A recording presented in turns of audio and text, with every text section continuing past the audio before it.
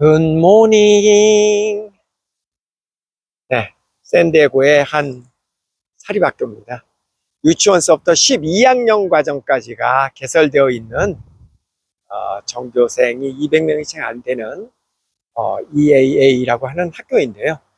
제가 한 일주일째 지금 이 학교의 구석구석을 학교 시설이며 그리고 수업하는 것을 참관하고 있습니다. 제가 본 것을 기준으로 해서 우리나라 학교하고 그리고 미국, 뭐 캐나다도 비슷하리라고 생각이 됩니다. 학교는 뭐가 다른지 그냥 제 나름대로 경험한 것을 여러분과 한번 나눠보도록 하겠습니다. 가장 첫인상으로 이렇게 일주일 동안 이렇게 생활하면서 느낀 거는 뭐냐면요. 학교 다니는 게 너무 재밌겠다. 아이들이 너무너무 재밌겠다, 학교 다니는 게.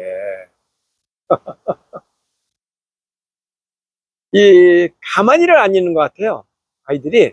우리는 보면은 교실 수업이 주로죠. 그리고 이론적으로 다 수업을 하잖아요, 공부를. 체육 수업도 요즘은 일단은 대학 입시에서 체력장이 없어져서. 그죠?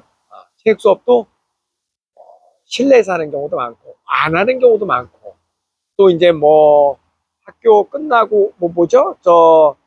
대학 입시 시험 끝나고 나면은 그 시간에는 전부 그냥 자율학습하고, 그렇게 많이 하래요. 또 미세먼지가 많아서 운동장에 나가서 수업을 안 하는 경우도 많고 그렇다고 그러잖아요.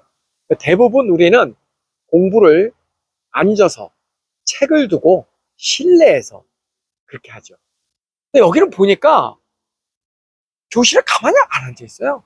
초등학생이건 유치원이건 중학생이건 고등학생이건 하루 종일 계속해서 움직입니다. 계속 움직여. 그래서 뭐 과학 시간 같으면은 비디오도 보고, 그 다음에 뭐 실질적으로 실험도 하고, 예. 음악 시간 같은 경우는 당연히 노래 연습도 하고, 악기도 많이 연주를 하고, 예. 하기가 재밌어요. 그리고 뭐 가사 실습 시간, 목공 시간이면 막 그냥 뭐 나무로 뭐도 막 만들고, 예. 그리고 또 뭐 가사 시간, 쿠킹 클래스가 있잖아요. 그래서 하루는 이제 쿠킹 클래스에 이렇게 들어가 보니까 어찌나 아이들이 깔깔대고 재미있게 요리를 하는지요. 요리도 그렇게 많이 하고, 예. 심지어 저는 뭐 체프 시간이다 그러면 굉장히 딱딱할 줄 알았어요. 그냥 언뜻 머릿속에는 목사님이 오셔서, 자, 여러분 하나님의 말씀을 듣고 기도합시다. 여러분 항상 뭐 저쩌고 아멘. 애들이 막 한쪽에서 졸고 그런 상상을 했었거든요. 너무 재밌는 거예요. 심지어. 그러니까 여기는 교실들이 수학 시간도 심지어는 막 옮겨 다니면서 수학 클래스. 이제 수학 선생님이 자기 담당 교실에 항상 선생님이 교실을 지키고 있잖아요. 수학 선생님은 수학 교실에 계시고, 음악 선생님은 음악 교실에 계시고, 다 학 과목별로 그 선생님이 히스토리 과목은 역사 과목은 히스토리 클래스를 선생님이 지키고 계시고, 아이들이 계속 움직이면서 다니죠. 단지 이제 초등학생들은 반에 담임 선생님이 계시죠. 근데 담임 선생님이 계심에도 불구하고 초등학생들도 음악 수업은 음악 선생님한테 음악실에 가서 듣고, 또 음악실도 보면은 그냥 이렇게 약간 뭐 손바닥 치고 뭐 이렇게 박자 맞추고 뭐 올겐에 맞춰서 노래하고 그런 시간도 있는가 하면 정식으로 관악기, 관악기를 배우고 현악기를 배우고 이런 시간도 따로 있고, 체육 시간 뭐 당연히 특히 이 지역은 1년 내내 비가 별로 없이 화창하니까 1년 내내 날씨가 좋으니까 운동장 두고 작은 운동장 큰 운동장 번갈아 가면서 체육 수업을 하고, 또 실내에서도 또 체육 수업을 하고, 아이들이 그냥 가만히를 안 있더라고요. 계속 움직이면서. 그런 모습이 학교 다니는 게 정말 재밌겠다. 정말 재밌겠다. 그러니까 저도 그게 참 항상 궁금했거든요. 미국, 캐나다에 이렇게 유학 온 학생들 보면은 학교 다니기 싫어가지고 땡땡해지고 그런 경우가 없거든요. 우리가 이제 한국에서 애들이 유학을 간다 그럴 때는요, 긴장하는 아이들이 많이 있습니다. 특히 이제 중고생들은 영어도 잘 못하는데 거기 가고 뻘쭘하게 이렇게 앉아있는 거 생각하면 막 깝깝하죠. 근데 그거는 이제 우리나라식으로 공부를 생각했기 때문에 그럴 수 있었던 것 같습니다. 그러니까 우리는 주로 이제 교실에서 선생님이 이제 들어오시고 선생님이 칠판에 수업하시고 물론 토론 많이는 안 하죠. 예, 그러니까 이제 그런 수업에 익숙해져 있는 아이들의 경우는 자 이게 이제 영어로 된다고 생각하면 뻘쭘하게 하루 종일 책상에 앉아가지고 말조차 다 알아듣지도 못하는데 거기서 선생님들은 뭐 돌아가면서 이거 저거 이거 뭐 얘가 뭐 어떻게 영어권에 가갖고 하루 종일 그 보를 쓰고 있어 나 안 가 이러기 십상인데요. 그래서 걱정들을 많이 하죠. 영어도 못하는데 어떻게 유학을 가 이러고 근데 막상 참 희한한 거는요, 중고생들도 유학을 오면은 한 명도 저는 학교 다니는 거 싫어하는 애를 본 적이 없습니다. 근데 막상 여기서 수업하는 장면들을 이렇게 보니까 정말 재밌어요. 학교 다니는 게 정말 재밌어. 그게 저의 그냥 첫 번째 인상은 이거였습니다. 학교가 참 재밌다. 정말 재밌구나. 그게 또 의문이 들죠. 왜 우리는 공부하는 게 재미없지? 아니, 학생 때는요, 학생 때는 학교를 가죠. 학교는 공부하러 가죠. 그죠? 근데 여기는 학생 때 학교를 가서 공부를 하는데 그게 너무 재밌어. 그 다음에 이제 학교 끝나면 직장을 갔잖아요. 직장을 다니는데 또 너무 재밌어 해. 예. 이게 연속으로 이렇게 쭉 돼서요. 학교 다니는 초, 중, 고 몇 년이야? 6년, 6년, 12년, 16년. 16년 동안도 이렇게 재밌고 졸업하고 나서 직장 다니고 이런 것도 재밌고 그러니까 뭐야? 한마디로 뭐 사는 게 재밌는 거죠. 충격적 아니에요? 사람도 보니까 사는 게 참 재밌어. 그래서 이렇게 쇼핑센터, 쇼핑하러 이렇게 가도 점원이 그냥 그 손님하고 어떻게 살아도 농담 한마디 하고, 하나도 이렇게 궁시렁궁시렁. 우리는 그런 거 하잖아요. 그냥 계산하기 바쁘고 뭐 정신없이. 사람들은 확실히 멋있는 말로 하면 이제 여유 있게 사는 거죠. 그러니까 사는 게 재밌어. 학생은 공부할 때 공부하는 게 재밌고, 또 직장 다니면 직장 다니는 대로 재밌고, 물론 그런 과정에서 약간 힘든 점은 있겠죠. 예. 그러니까 그럼에도 불구하고 전반적으로 보면 그게 참 재밌더라. 근데 저는 이제 미국에서 대학원을 나왔잖아요. 전 미국의 대학원에 가서 여러 번 이런 이야기를 했습니다만은, 공부도 재밌을 수 있구나라는 걸 태어나서 처음으로 알았거든요. 저는요, 공부는 재밌어서 하는 거라고 믿어본 적이 없습니다. 여러분 어떻습니까? 공부는 해야 되기 때문에 하는 거. 대학은 나와야 되는 거기 때문에 대학은 가는 거. 그런 거라고 생각을 했지. 공부를 재밌어서 한다? 그런 사람도 있나? 라고 생각을 했단 말이에요. 근데 저는 대학원에 가서, 야, 진짜 공부가 이렇게 재밌을 수 있구나. 공부는 이렇게 재밌게 하는 거구나라는 걸 알았다니까요. 뒤늦게 안 거죠. 그리고 이제 그때 깨우침을 얻고 나서 제가, 이제 대학원 끝나고 나서, 사는 게 이렇게 하면 참 재밌는 거구나라는 걸 알고 나서 지금까지 전 나름대로 재밌게 삽니다. 그래서 저는 사실요, 미국에서 대학원 1년 과정의 그 미국 교육이 제 인생을 송두리째 바꿔놨습니다. 굉장히 대학원에서 배웠다라는 그거 자체의 지식이 그런 게 중요한 게 아니고, 공부도 재밌을 수 있구나. 사는 게 재밌을 수도 있겠구나라는 힌트를 얻었다라는 사실. 그게 굉장히 제 인생에서는 커다란 전환점이었거든요. 그래서 저는, 그런 것 때문에 이제 제 아들, 딸도, 왜 공부를 우리는 이렇게, 제가 그 초중고 다닐 때도 마찬가지였고, 그죠? 공부는 그냥 하는 거지, 대학 가기 위해서. 무슨 한가하게 재밌어서 공부를 해. 점수 좋게 받기 위해서 공부를 하는 거지. 라고 생각을 했단 말이야. 역시 우리 아들, 딸 때도 그렇고, 지금도 여전히 그렇지 않나요? 여러분의 자녀들이 공부 정말 재밌어서 좀 말이 웃기죠, 그죠? 오히려. 근데 여기서 아이들 공부하는 거 보니까 공부 재밌게 한다. 공부 참 재밌게 한다. 그러니까 더 넓게 생각하면 참 사는 걸 재밌게 산다. 재밌게 산다. 그래서 이렇게 정의해도 되려나요? 선진국은 모든 게 참 재미있게 돌아간다. 네, 재밌게 돌아간다. 학교 다니는 것도 재밌고, 직장 다니는 것도 재밌고, 취미도 재밌고, 심지어 뭐 교회 다니고 뭐 하는 것도 재밌고, 다 재밌다. 일단 재미가 굉장히 중요한 요소인 것 같다라는 사실을 이제 알게 됐고요. 첫 번째 제가 크게 깨달은 겁니다. 그다음 두 번째는요. 웬 운동을 그렇게 많이 해요? 정말 이번에 와갖고 쇼킹이었어요, 쇼킹. 아, 정말 아이들이 운동을 많이 합니다. 아니, 전교생이. 그러니까 물론 이거는 하기 싫은 사람은 안 해도 돼요.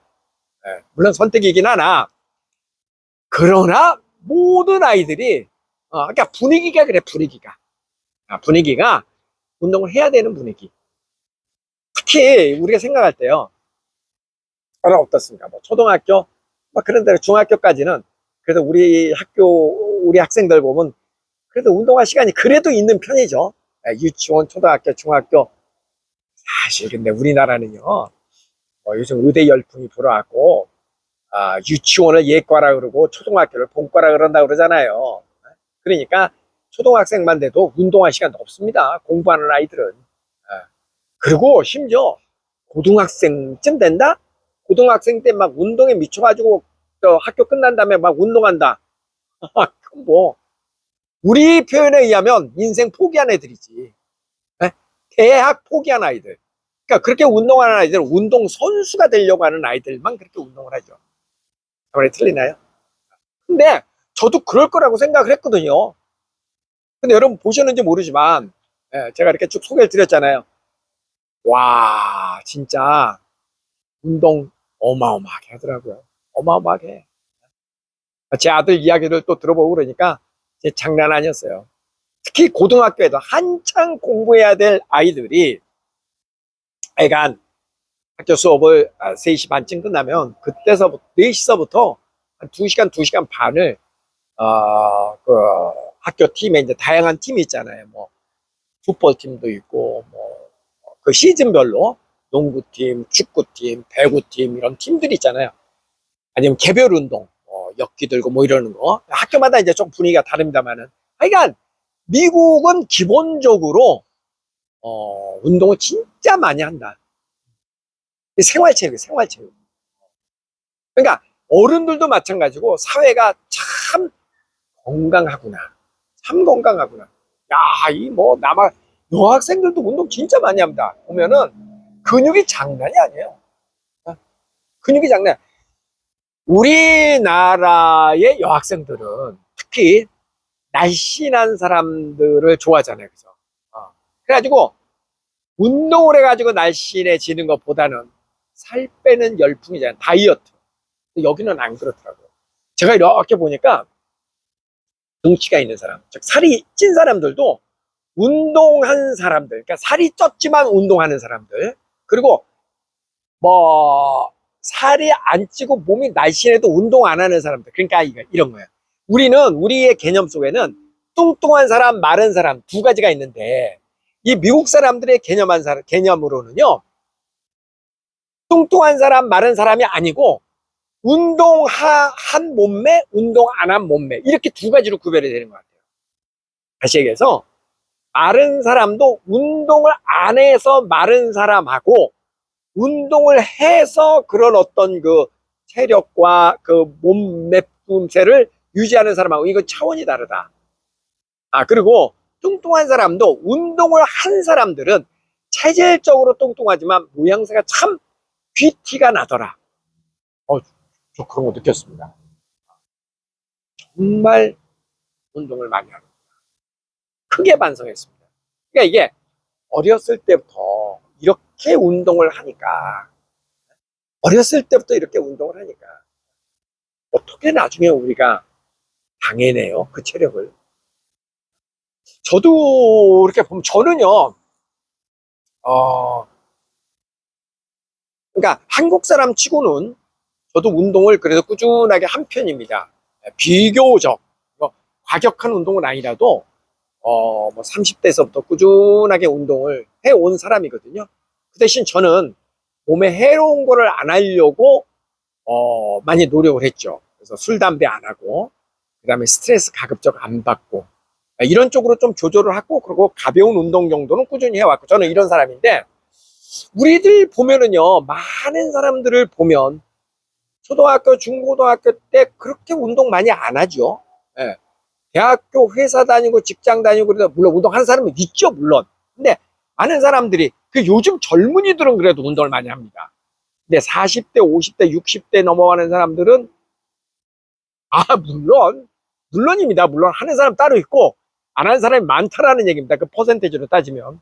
그리고 우리는 유난히 술, 담배도 아직 많이 피잖아요. 아직도. 그리고 스트레스도 많잖아. 예. 그러니까 또 환경적으로도, 여기 와서 보니까 정말 날씨가, 우리나라에 이런 날씨가 1년에 며칠이나 될까 싶을 정도로 날씨가 뭐 너무너무 좋아요. 너무 부럽더라고, 그러면은. 그러니까, 아, 미국은 참 복받은 나라구나. 밴쿠버도 그렇고, 참, 이 북미는 정말 복받은 나라구나. 근데 참 부러우면서도 질투나는 게, 이렇게 좋은 자연 환경에다가, 이렇게 좋은 교육 시스템을 갖고 있다라는 거. 정말 부러웠습니다. 정말 부러웠어. 제가 지금 말씀드리잖아요. 그 좋은 교육 시스템이라는 것이, 아까 처음에 얘기했던, 모든 아이들이 흥미롭게 예? 공부하는 거, 사는 것 자체가 흥미로운 어떤 그런 학교. 그 다음에 운동을 열심히 하는 어렸을 때부터 그 몸 관리를, 체력 관리를 열심히 하고, 그 다음에 그 정신적인 정신 건강을 위해서 뭐 악기, 그 다음에 뭐 콰이어, 합창반이라든가 그런 밴드 활동 이런 것들을 많이 하니까 얼마나 사회가 건강해요. 얼마나 사회가 건강해요. 여기는 여러분 잘 아시다시피 저녁에 뭐 한 해 떨어지고 그러면 다 집에 가잖아요. 학생들도 해 떨어지면 집에 가서 공부하죠. 밖으로 막 학원 다니고 그런 거 안 하잖아요, 여기는. 그리고 직장인들도 직장 끝나면 다 집에 가죠. 술집 가는 게 아니라. 그런 사람들은 특이한 사람들만 그렇고 대부분은 다 집에 가죠, 집에. 예. 그러니까 얼마나 사회가 건전합니까? 그죠? 정말 반성 많이 합니다. 그 다음에 또, 또 재밌는 사실은요, 세 번째인데, 굉장히 자유로운 분위기에서 개별적이면서, 아이들이 수업 시간에 이렇게 들어가 보면요, 따로 또 함께. 이 말이 이해가 되십니까? 그 그룹인데 분명히 여러 명이, 한 20명의 학생이 있는데, 어떤 수업을 가보면은 각각 뭔가를 따로따로 해. 예, 각각. 그러면서 또 다 함께 뭐를 해. 그러니까, 여기는 보니까 함께 뭐를 하는 액티비티가 굉장히 많더라고요. 예, 함께 뭐를 해. 그러니까 수업 시간에도 공동으로 프로젝트를 이렇게 팀을 만들어서 팀이 프로젝트 단위로 수업을 하는 것도 많이 있습니다. 예, 그래서 그 팀별로 점수를 주죠. 그러니까 협동해서 함께 하는 거를 어렸을 때부터 배우는 거죠. 예, 혼자가 아니라 함께 하는 것을 또 배우고, 그 함께 안을 들여다보면 굉장히 또 개별에 대 있어서 너는 이거 하고 너는 이거 하고 또 쪼개져 있다라는 얘기예요. 그러니까 똑같은 걸 하지 않는다라는 얘기지. 각각 다 다른 거를 하면서도 그게 그룹으로 엮어지면은 오케스트라처럼 각각 연주하는 악기는 다르지만 뭉치면 하나의 오케스트라가 되는 것처럼 그런 모습을 저는 많이 목격을 했습니다. 예. 반면에 우리는 어떻습니까? 우리는 공동으로 하는 게 별로 없습니다. 잘 생각해 보세요. 예. 팀으로 운동을 하는 것도 별로 없고 전부 다 개별학습이잖아요. 개별학습. 그래서 학교 친구들이 다 나의 경쟁자지. 저 친구를 이겨야, 그것도 1점, 뭐 2점 사이로 이겨야 내가 전교 몇 등이 되고, 그 다음에 내신 성적으로 내가 A등급, 1등급이 되고, 뭐 이런 거잖아. 다 경쟁자지, 경쟁자. 그러니까 함께 뭐를 해가지고 나눈다라는 게 많이 없어진 것 같아요. 우리는 어렸을 때부터 그런 분위기로 자라왔고, 그런 수업을 받아왔기 때문에 커서도 함께 뭐를 하는 거에 굉장히 미숙합니다. 다 경쟁자잖아. 다 경쟁자잖아. 그 대치동에서 절대 정보를 공유하지 않는다는 건 아시죠? 가액공부, 유명한 가액공부 선생이 있다 그러면은 내 아이만 이렇게 절대 공유하지 않습니다. 정보를. 왜? 경쟁자를 도우는 거니까. 그리고 이 가해 선생님을 자를 때, 해고할 때, 그럴 때 슬며시 정보를 유출해서 이 선생님이 다른 아이를 가르칠 수 있게끔 그렇게 한다고 그러잖아요. 실제 상황입니다. 그러니까 우리는 어렸을 때부터 사실은 아, 다 그러니까 뭐라 해야지 각개전투 혼자 어떻게든 혼자 버텨내야 되고 자기가 알아서 자기 인생을 사는 예, 그런 거죠. 우리 분위기는. 예. 그리고 아주 가까운 사람하고 정보를 나누면서 뭐 이러다 보니까 끼리끼리 문화 내로남불, 내가 하면 로망스, 남이 하면 불륜, 뭐 이런 내로남불의 문화. 나와 다른 사람은 다 적. 예, 그게 사실 그 뿌리는 저는 교육이라고 봐요. 사회 분위기고. 교육 환경 자체가 그러니까 맞잖아요. 교육 환경 자체가 친구하고 협동해서 뭐를 함께하고 사이좋게 지내고 운동도 같이 하고 뭐 이런 게 훈련이 돼야 되는데 우리는 함께하는 게 별로 없습니다. 무슨 대학 입시가 함께하는 걸 요구하지 않잖아요. 함께했다고 해서 대학 가는데 유리할 게 뭐 있어? 함께하면은 공부만 방해되지. 내 공부 시간 뺏기니까. 그렇잖아요, 그죠? 근데 여기는 운동도 이렇게 어떤 그 축구라든가 단체로 하는 경기에 내가 캡틴이 됐다. 뭐였어? 그 팀장? 뭐 그러면은 이제 그것도 가산점을 주잖아요. 그리고 항상 이렇게 남에게 봉사하고 뭐 그룹의 리더가 되고 그러니까 팀으로 하는 게 굉장히 많습니다. 어쨌든 그런 액티비티가 굉장히 많더라. 그래서 이렇게 자유롭고 수업이 그다음에 이제 그 다음번에는 굉장히 자유롭고 수업이 일률적이지 않다. 요거 제가 조금 아까 한 얘기네요, 그죠? 그다음에 또 하나 다양한 학교 행사가 있더라. 그러니까 이 기독교계 사립학교의 경우에는요, 이제 교회하고도 밀접한 관계들이 있죠. 그러니까 교회에서도 끊임없이 행사들이 있잖아요. 미국 문화 자체가, 미국 캐나다 문화 자체가 이게 기독교 문화권의 문화다 보니까 뭐 우리가 뭐 할로윈이라든가 이런 거 다 크리스마스 이거 다 교회 행사 아니야 따지고 보면 기독교에서 나온 거잖아요. 문화의 뿌리가 그거니까. 그러니까 교회에서도 행사가 굉장히 많이 있고 또 학교에서도 자체 행사가 굉장히 많습니다. 그러니까 아이들이요 한 달에 적어도 1회 이상은 그 학교나 교회 행사로 1박 이상 하는 그런 뭐 수학여행이 됐든 뭐 뭔가를 가더라고요. 그래서 그런 거를 통해서 아이들이 이제 단체 활동을 통해서 사회성도 기르고 굉장히 중요한 항목 아니야? 사회성 기르는 거? 함께 어떻게 하면 협동해갖고 살아가나. 그러니까 어렸을 때부터 함께 어우러져 사는 그런 연습을 이렇게 학교 생활에서 배우는 겁니다. 학교 교육에서. 근데 우리는 그럼 거의 다 없어지지 않았어요? 왜? 공부해야 되니까. 공부의 모든 것들이 다 없어진 것 같다. 그다음에 이제 6번째는 이것도 참 재밌었는데요. 실내하고 실외로 이렇게 구별이 되잖아요. 실내에 딱 들어가면은요, 아무도 뛰지 않습니다. 아무도 소리 지르지 않습니다. 굉장히 조용합니다. 유치원 아이들들도 굉장히 조용하고 사뿐 한쪽 벽으로 이렇게 붙어가지고 걸어 다닙니다. 절대 뛰는 걸 본 적이 없습니다. 근데 여기 운동장으로 밖으로 나오면, 운동장이 두 개가 있잖아요. 운동장으로 나오면 막 어지간히 뜁니다. 그러니까 이게 엄격하게 정해져 있더라고요. 실내에서는 정수, 절대 소리 지르지 않는다. 사람들하고 피지컬 컨택트, 몸 부딪히지 않는다. 그 다음에 조용한다. 조용하고 사뿐사뿐 걷고, 이게 철저하게 지켜지고 있고, 밖으로 나오면 엄청 뛰고. 그러니까 실내에서 뛰는 모습을 저는 본 적이 없습니다. 그래서 이제 우리 학생들이 캐나다, 미국 이렇게 유학을 오면은요, 처음에는 한국에서 막 온 아이들의 특징이 뭐냐면 행동이 커.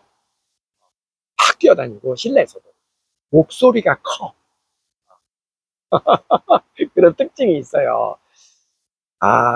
근데 그거는 우리의 현실적으로 학생 수에 비해서 우리 도시에 있는 학교들은 운동장이 그렇게 크지가 않잖아요. 그죠? 그리고 또 운동장에서 수업을 할 수 있는 여건이 잘 안 되는 경우도 많아요. 여름은 너무 덥고, 미세먼지 있고, 겨울은 너무 춥고, 뭐 이런 것 때문에 실내에서 생활하고 실내에서 수업하는 경우가 아주 많이 있죠. 그러다 보니까 좁은 공간에 많은 사람들이 있다 보니까 소곤소곤 조용하게 얘기해갖고는 들리지도 않고, 그러니까 목소리가 클 수밖에 없고. 그러니까 저도 가끔 그런 지적을 받거든요. 오쌤 목소리 너무 커요. 여러분 어떠세요? 귀티 나는 게 기준인 것 같아요. 원래 좀 이렇게 부티 나는 환경에서 자란 사람들은 목소리가 작습니다. 근데 아무래도 환경이 열악한 환경에서 생활하고 그런 사람들은 목소리가 좀 크죠. 그런 거 있죠. 저도 목소리가 근데 좀 큽니다. 네. 어쩔 수 없어. 그러니까 보니까 확실히 아이들이 실내에서는 되게 조용하고 그런 모습. 실내하고 실외가 너무나 차이가 크더라. 그 다음에 이제 일곱 번째, 뭐 작은 것들로는 개별 락커가 있어서 모든 짐들을 락커에다 넣고 다닌다. 책 같은 거는 거의 다 락커에다 두고 다니죠. 그 다음에 아이들의 뭐 개별 악기 같은 거, 그런 것들 락커에다 다 두고 다니고. 그 다음에 여덟 번째, 교실을 다양하게 이동하면서 수업을 한다. 특히 그 고등학생들은 다 그렇게 하죠. 아예 뭐 몇 학년 몇 반 이런 게 없으니까. 그래서 뭐 미술, 과학, 체육, 뭐 심지어 수학, 히스토리가 뭐 이거 다 움직이면서 수업을 하고. 예. 그다음에 아홉 번째, 제가 또 놀랬던 거는요, 이 기독교계 학교여서 그런지 굉장히 규율이 엄합니다. 나름 보수적입니다. 일단은 교복을 입고 다니잖아요. 예. 미국의 공립학교에서는 교복을 입지 않는데 사립학교에서는 이제 교복을 입습니다. 포틀랜드에 있는 우리 그 OSS 사립학교 같은 경우는요, 무릎 밑으로 내려오는 치마만 입을 수 있습니다. 여학생들은. 그러니까 그만큼 치마도 무릎 위로 올라가는 거는 반바지도 입을 수 없습니다. 그만큼 규율이 아주 엄격합니다. 이 학교는 뭐 그 정도는 아닌데, 그래도 교장 선생님 아까 훈시할 때 그 규정에 대해서 이야기를 해주는데, 액세서리 같은 거, 귀걸이에 간단한 귀걸이 하나는 가능하다. 근데 두 개는 불가능하다. 염색은 자연 머리 색깔, 우리나라 같으면 갈색이나 검정 정도 되겠죠. 요거는 가능하다. 근데 뭐 빨강, 파랑, 보라 이런 건 안 된다. 그 다음에 뭐 피어싱, 구멍 뚫는 거 안 된다. 그 다음에 뭐 문신 안 된다. 예. 학생들이 굉장히 보수적입니다. 표정이 너무 밝지 않아요? 아주 반했다니까 내가. 정말 표정들이 밝아요. 이렇게 이제 사립학교에 학생 수가 적은 경우에는요, 왕따 같은 거 없습니다. 어떻게 왕따가 있을 수가 없죠. 서로 다 어렸을 때부터 친하게 지낸 아이들이라서. 예. 그래서 이렇게 이동 수업을 한다. 보수적이다. 그 다음에 열 번째, 여러분 저 미국이나 캐나다는요, 퇴학 제도가 있습니다. 공립학교도, 심지어 공립학교도 퇴학 제도가 있습니다. 정학은 당연히 있고. 그래서 이제 정학 몇 번 당해도 시정이 안 되고 그러면 퇴학 조치를 취하죠. 근데 우리나라는 공립학교 같은 경우, 사립학교도 사실 우리나라 초중고에서는 퇴학이 없잖아요. 전학시켰죠, 전학. 여기는 아닙니다. 퇴학을 시킵니다. 그러니까 다른 학교로 전학을 못 갑니다. 굉장히 역격하죠? 그럼 그 아이들은 어떻게 대학을 가냐고요? 대학을 나중에 이제 뭐 평생교육원 이런 데서 학점을 딸 수 있는 학교, 특수학교들이 있습니다. 학점을 아주 이렇게 학점만을 취득하기 위한 그런 학교들이 있거든요, 더러. 그런 데서 학점을 채워서 가기도 하죠. 그 다음에 이제 11번째는 조기 졸업도 가능하고, 그러니까 1년 먼저 졸업하는 게 가능합니다. 왜 그러냐면 이제 고등학교 같은 경우는 9학년부터 12학년을 보통 고등학교라 그러잖아요. 고등학교는 고등학교 졸업에 필요한 필수 학점, 그다음에 고등학교 졸업에 필요한 선택 과목 학점, 그 대학교하고 똑같습니다. 그래서 몇 학점 이상을 이수하면 고등학교 졸업이 됩니다. 그러니까 그 학점을 조금 많이 빨리빨리 들으면, 그다음에 이제 여름방학 때는 계절학기 같은 것도 있거든요. 그다음 온라인으로 또 학점을 취득하는 것도 가능합니다. 이런 식으로 다양한 방법으로 학점을 빨리 취득을 하면 남들보다 1년 먼저 졸업할 수 있죠. 반면에 주어진 시간 내에 즉 90, 11, 12, 4년간 그 학점을 다 이수를 못하면은요, 졸업이 아니라 수료가 됩니다. 이 수료가 되면은 대학교를 갈 수 없습니다. 그러면 수료는 했지만 학교를 나서고 나서 거기서 다른 방법으로 온라인이라든지 아까 제가 말씀드린 그런 학점을 따기 위한 그런 학교들이 있습니다. 그런 학교에 가고 학점을 채워 넣어서 졸업한 것으로 만들어야지 됩니다. 그래야만 대학을 갈 수 있습니다. 그래서 여전히 미국, 캐나다는 이렇게 조기 졸업도 가능하고, 그 다음에 유급이죠. 쉽게 얘기하면 유급도 가능하다. 그런 제도를 가지고 있다. 예. 제가 이 정도 지금 한번 생각나는 대로 한번 정리를 해봤는데요. 참 부러운 점도 많습니다. 예. 저는 이렇게 생각해요. 저는요, 사실 우리나라의 많은 학생들이 미국이나 캐나다로 이렇게 큰 비싼 돈을 주고 유학을 좀 안 올 수 있는 환경이 되었으면 좋겠어요. 이게 많은 학생들이 이렇게 유학을 나오는 게 절대 이게 국가적으로 이득만 있는 것은 아닙니다. 어쩔 수 없이 나오는 경우가 저는 더 많다고 보거든요. 어쩔 수 없다라는 건 뭐냐면 양질의 교육을 유학을 안 오고도 그런 교육을 한국 내에서 받을 수 있다면 굳이 왜 비싼 돈을 들여가지고 이렇게 유학을 와야 됩니까? 그렇지 않나요? 그러니까 예를 들어서 그러면 이제 어떤 방법이 있죠? 예를 들어서 우리나라 뭐 민사고라든가 이런 좋은 학교들 많잖아요. 그런 학교들을 좀 마음대로 여기저기에 좀 세울 수 있게 해준다면, 미국에서 박사학위 받은 사람들도 얼마나 많아요, 우리나라에. 네? 전 세계의 석학들이 취업을 못 해가지고 그런 그 대학 교수 되고 또 이렇게 교편 잡고자 하는 사람이 얼마나 많습니까? 훌륭한 사람들. 네? 그런 사람들이 대한민국 고국에 와서 후진을 좀 양성할 수 있게끔 그런 학교들을 좀 많이 이렇게 설립을 해 주시면, 그럼 물론 이제 그거는, 사립학교니까 소비자가, 학부모가 돈을 내고, 내가 그 학교를 이제 다닐 수 있어야 되겠죠? 그러니까 이게 흔히 말하는 이제 자율형 사립학교잖아요. 그 학교에서 얼마를 요구하든 그 등록금을 내가 내고 나는 양질의 교육을 받겠다 하면은 그 학교를 내가 다닐 수 있게끔, 그래서 그런 좋은 학교들이 많이 이렇게 생겨날 수 있는 제도만 만들어진다면, 굳이 뭐하러 이렇게 유학 와갖고 비싼 돈을 내고 부모하고도 떨어져 있고 이거 왜 합니까? 예. 저는 그렇게 생각하는데요. 근데 왜 우리는 교육은 그런 그 좋은 선진국의 교육을 우리나라에서 받을 수가 없고 그 외에 많은 것들은 들어와 있잖아요. 굳이 말을 안 해도 되죠. 이런 마약 같은 건 얼마나 빨리 수입이 되고 있어, 지금.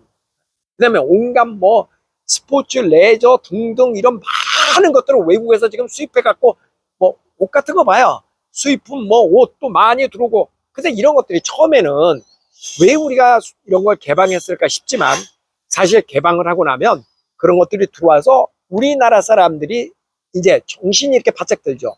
의식이 깨이면서, 그러면서 우리 거가 발전되고 나중에 또 지나면 우리 거를 수출하는 그런 일이 생기잖아요. 자, 쉽게 얘기를 해보죠. 제가 중고등학교 다닐 때만 해도 팝송이 굉장히 유행이었습니다. 그때 우리 중고등학교, 대학교 학생들은 제 시대입니다. 옛날 그때는요 한국 노래 잘 안 들었어요. 촌스럽다 그래서 왠지 그 팝송 같은 것도 좀 이렇게 흥얼대고 한글로 적어가지고 레프트 굿잡 인 시티 이렇게 한글로 적어가지고 알지도 못하면서 레프트 굿잡 인 시티 하면서 노래 불러가면서 예. 그리고 외화도 굉장히 많았잖아요. 미국 영화, 헐리우드 영화, 심지어 텔레비전 프로그램도 그 미국 그 프로그램들이 되게 많았습니다. 그래서 더빙 해가지고 뭐 배한성 씨가 막 이렇게 뭐 더빙해갖고 목소리 내고 그런 거 되게 많았어요. 지금 어떻습니까? 지금 미국 영화, 헐리우드 영화 있긴 있죠. 보긴 보도 옛날만큼 아니잖아요. 지금 팝송이요 우리나라에서 별로 맥을 못 춥니다. 라디오 프로그램도 팝송 프로그램 몇 개 없어요.